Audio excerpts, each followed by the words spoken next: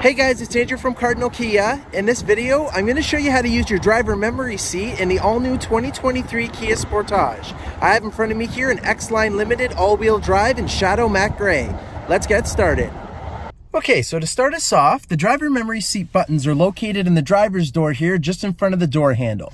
There are two buttons here, one labeled number 1 and the other one labeled number 2. Now, in the previous generation Sportage, there was no memory seating option at all. So this is all new for the Sportage. But compared to other Kia vehicles, before there used to be a set button that you'd press, and then you'd choose whether you want to save it as setting 1 or setting 2.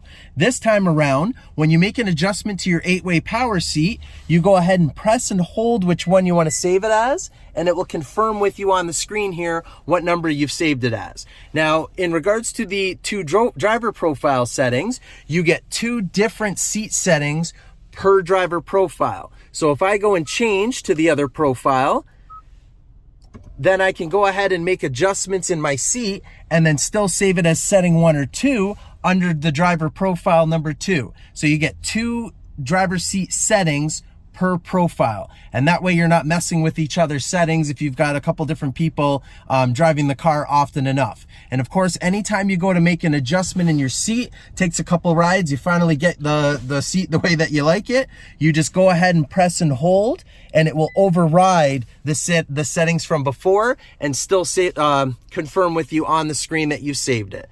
And that's how you do it. Thank you very much for watching, guys. Please hit that like button if you enjoyed this video, and please consider subscribing if you're enjoying our content.